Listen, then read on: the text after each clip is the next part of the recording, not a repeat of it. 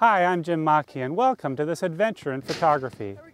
Getting great pictures of your kids playing sports is not an easy thing to do.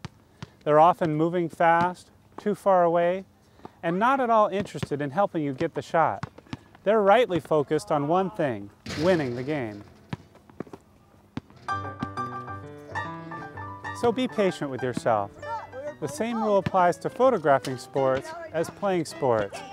If at first you don't succeed, you have to try and try again. However, we can do better than trial and error. I'll share with you techniques that will greatly speed up the learning process. You'll learn how to create sports pictures with impact, how to freeze the action, and how to purposely blur the action to create dramatic impressions of speed. In no time at all, you'll walk away every time feeling like a winner. When photographing kids playing sports, I often use an SLR camera. An SLR stands for single lens reflex. It's a slightly more expensive camera and it's more sophisticated. It allows you to use a variety of lenses. What I prefer most about SLR cameras, however, is their speed and responsiveness. And I'm not just talking about autofocus, although fast autofocus is certainly important. What I'm really talking about is the fact that when I press down the shutter button, my SLR camera takes the picture immediately, without any delay. I'll be demonstrating these SLR features throughout the show, and then we'll sum up with an in-depth review of these features at the end of the show. Don't mind me.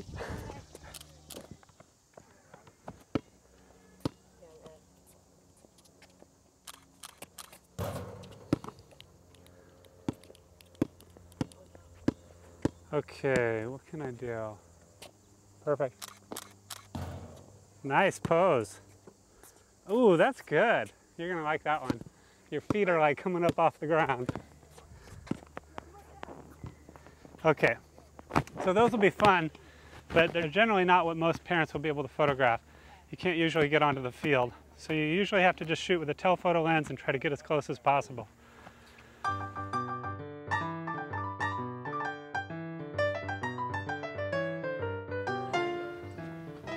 I get all this great action of my kids and think I'm getting really good shots. But then when I go home and look at the pictures, they just seem lifeless. There's something missing and I just don't know what it is. Well, most likely what's happening is that your subject is too far away from the camera. It's too small in the picture. When you look through the viewfinder in your camera, it often tricks you into thinking that you're closer than you really are. You just can't believe it. What you gotta do is move in closer even when you think you're close enough. The tendency is to try to include everything in the photo, the whole team, the whole field. What you really want to do is identify your specific subject and then focus just on that, excluding everything else. So if your subject is just your kid as they're about to kick the ball, you want to try to get as close to that as possible. The only exception is that if you find that when you try to do that, you're missing part of the subject, then you want to move back a little bit and include more of the scene.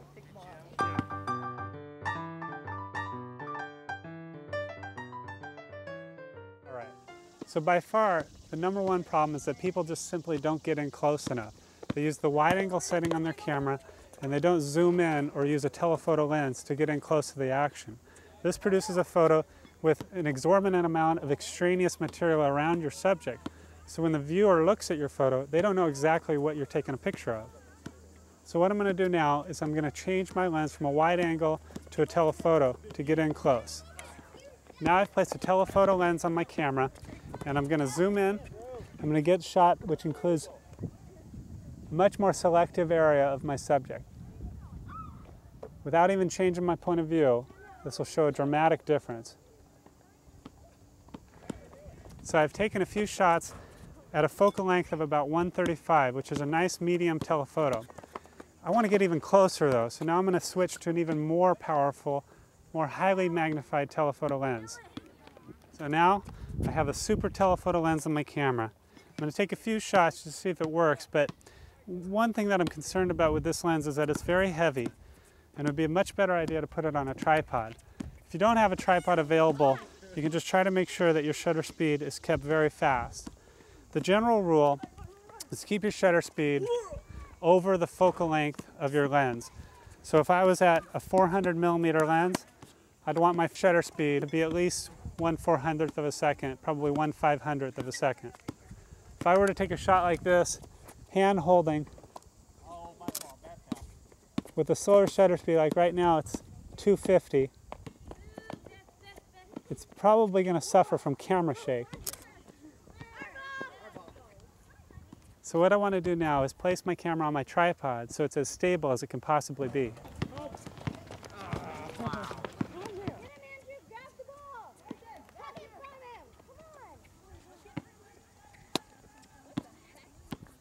By using a super telephoto lens securely mounted on a tripod, we were able to get some sports photos that have pizzazz. So let's take a look again. Here we can see the dramatic difference that simply moving in closer or zooming in closer can have on your photo. Try to include the look or expression on their faces. So how close you get to your subject is certainly one important aspect of which lens you use or which focal length you use. However, there's another important element, and that's called perspective. It has to do with the fact that when you use a telephoto lens, the background gets compressed with the foreground. When you're using a wide-angle lens, the background seems to be way out in the distance. To demonstrate that, I'm going to take a few pictures and I'm going to keep the subject about the same size. We're just going to look at how the background changes. In some shots, the background is going to appear very large, and in other shots, it'll appear small, even though the subject will be the same size because I'll be changing my distance. So first, I'm going to use a wide-angle lens. Shooting from the right place is extremely important when photographing your kids at sport. You want to scout out the right location and photograph from that spot. And then have the patience to stay there and wait. If the action goes to a different spot, just hang on tight, it'll come back to you soon enough. Hey Julian! Think of each photo as telling a story. Your lens choice allows you to place more or less emphasis on different objects or characters in the scene. Another trick in visual storytelling is to include a foreground element. Here, I shoot through the net to give the overall photo more meaning and an interesting environmental context. You can also photograph a series of photos together. Think of a series of pictures as telling a story.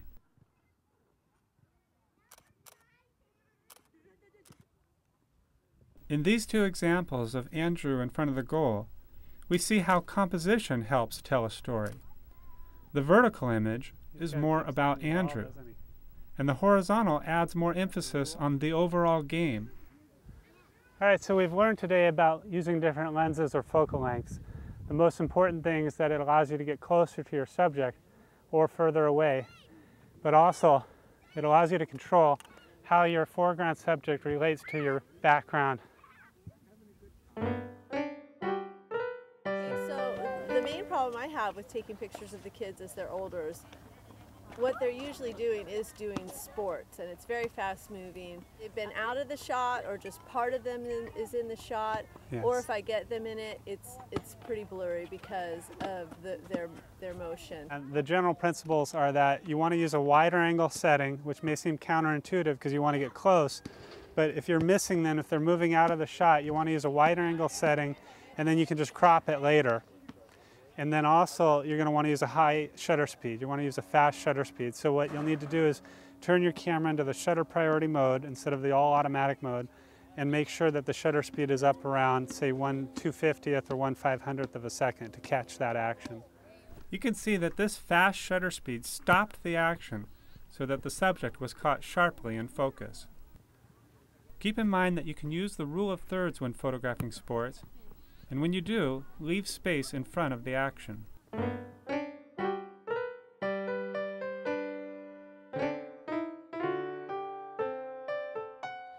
Another thing that will really help you when you're trying to get good pictures of your kids is having an assistant. All right, you ready? Mommy's going to push you around, okay? All right, here we go. Okay, go ahead and go around. I'm going to make sure that the light is at my back. Oh no! You're rolling over me! Roll over me! Almost. No, no!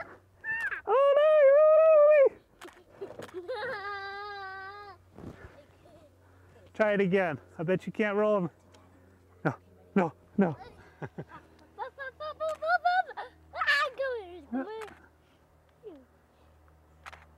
This may not seem like fast action, but when you're behind the camera, moving things like these bubbles alter your composition every second, so you really have to stay on your toes when photographing any moving subject.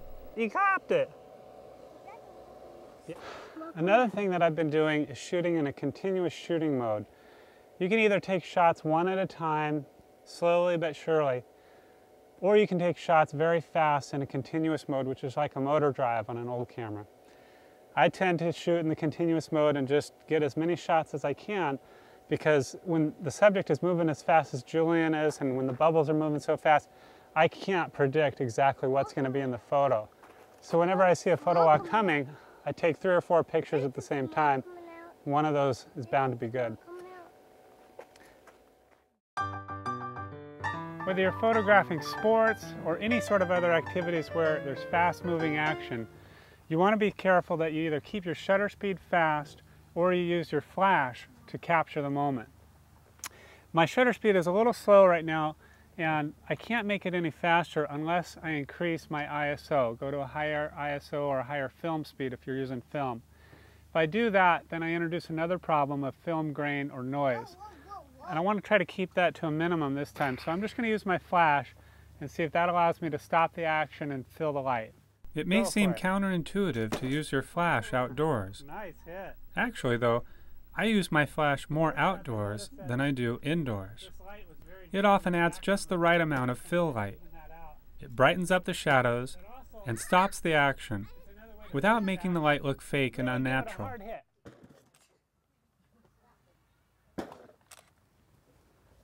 Okay. 1, 2, 3. Nice hit.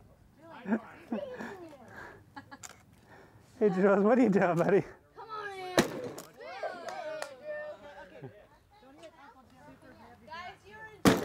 Oh, man.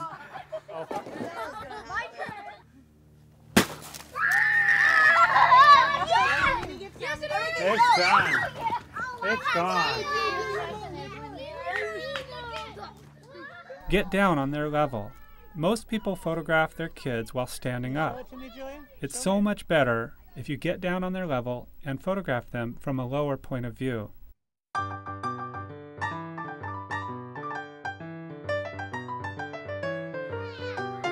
Oh!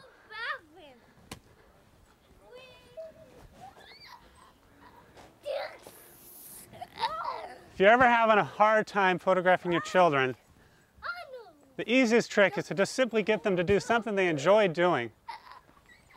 Let them forget about the fact that they're having their picture taken.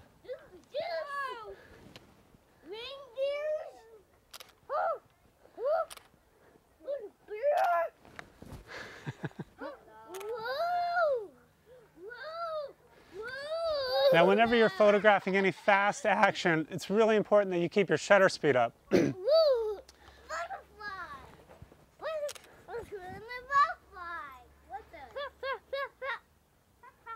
Now, I have some distracting things in the background, but I'm not really worried about it because the subject is taking up the dominance of the photo.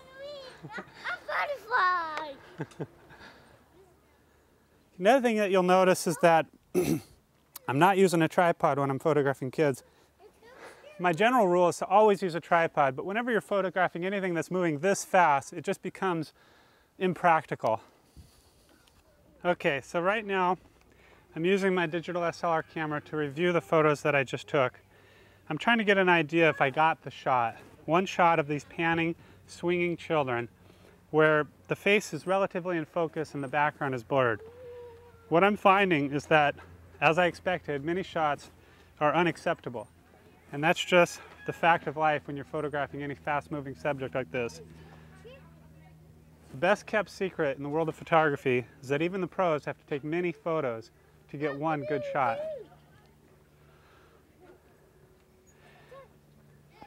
Now, I'm very tempted to start deleting photos because I can see right away that some of them just aren't going to work.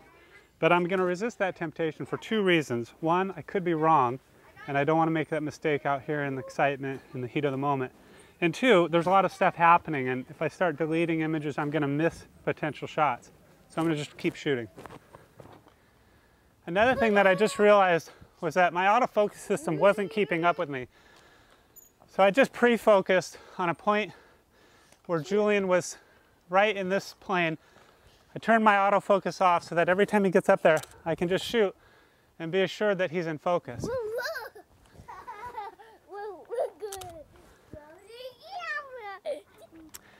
I'm going to try a fun technique now called panning.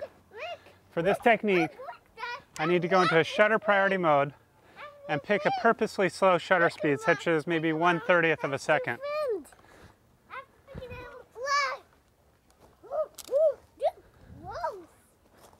Jules, look at me.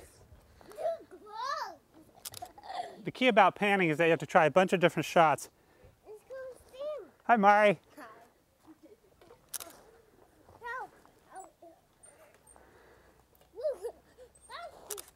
It's dangerous getting that shot. Okay, now for this one, I'm going to try some low angle too. Yeah, this is much better. Oh man. So now while trying these panning shots, I realized that the background was a little distracting, so if I got down from a low point of view, I can have only blue sky in the background. Hey, Jules. Jules, what are you doing? What are you doing, buddy? Is the light too bright in your eyes? So you really have to be flexible. The moment I noticed that Julian was no longer looking at the camera, I realized that I wasn't going to be able to get his attention again, no matter how many times I said, look here, or look at the camera, or anything like that. So I'm just going to move on to another model or a new scene.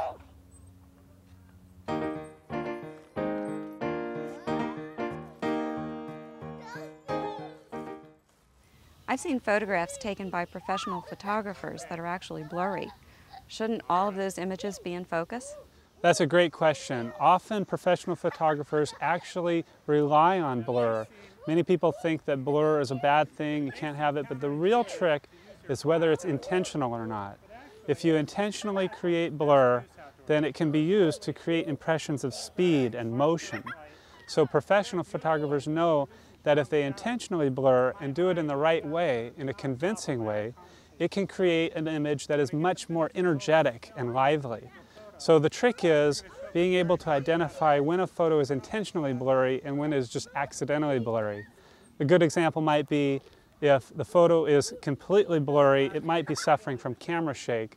But if, on the other hand, maybe a subject is in focus but the background is blurry, as in a panning technique, which we'll talk about, that is a good thing. It creates a sense of motion.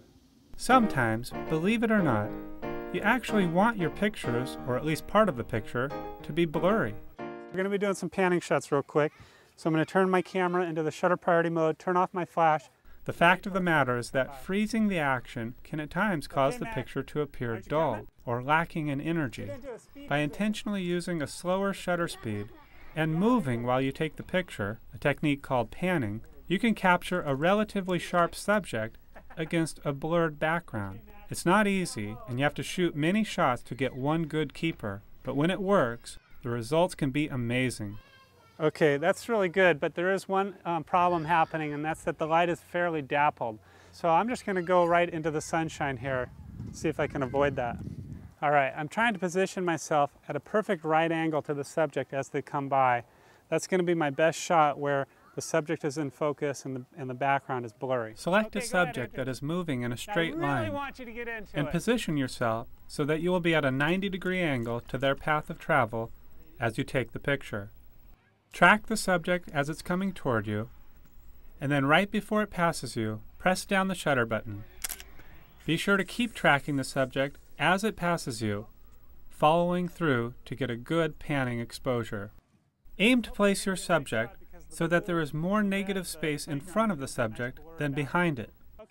Pre-focus to ensure sharpness. This means focus on an object where the subject will be, and then turn off or lock your autofocus. Use the continuous shooting mode. Use the right shutter speed.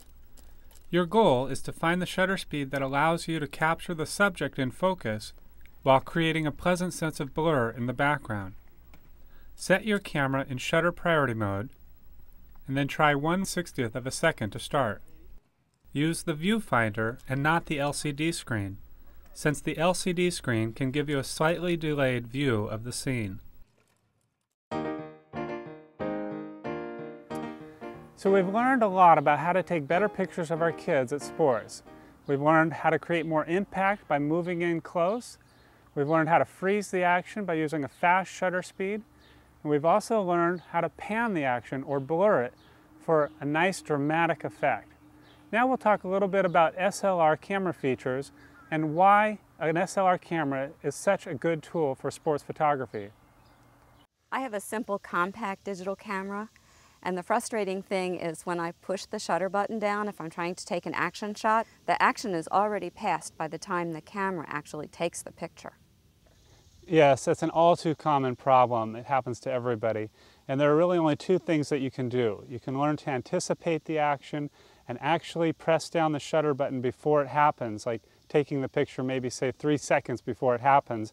That takes a little bit of a prophetic sense. You got to be able to anticipate the moment. Or you can upgrade and spend a little bit more money and buy an SLR camera. SLRs are great because they act immediately. Right when you press down the button, it takes the picture. One of the greatest features found on SLR cameras is the ability to use a variety of lenses. When photographing distant subjects such as a child playing soccer, for example, I attach a strong telephoto lens to get in close to the action. I simply twist off the previous lens and twist on the lens I want to use. Lenses can be pricey, so over the long run this can mean a sizable investment. Most cameras actually use two separate lenses, one for the viewfinder that you look through and one for the capturing mechanism. SLR stands for single lens reflex, which refers to the fact that you view the scene through the same lens that the camera uses when taking the picture. This gives SLR users a WYSIWYG experience. What you see is what you get. If the subject is not in focus, for example, you'll be able to see this in the viewfinder while you're taking the picture. Shutter priority is a mode that allows you to set the shutter speed while the camera does the rest of the work, automatically selecting the corresponding correct exposure. It basically gives you control over how blurry or sharp the objects appear in your photo. You could use shutter priority mode to set a slower shutter speed when panning, for example, or you could set a faster shutter speed to freeze the action. If you can easily see yourself growing as a photographer and developing your hobby, you might want to look into a camera that has a port for an external flash, called a hot shoe. This will give you the ability to put on an external flash for creative controls. In addition to being more powerful, external flashes offer more controls and make it easy for you to get a more creative shot. So we've had a lot of fun and we've learned a lot about how to take better pictures of our kids at sports. Hope you've had fun with this adventure in photography.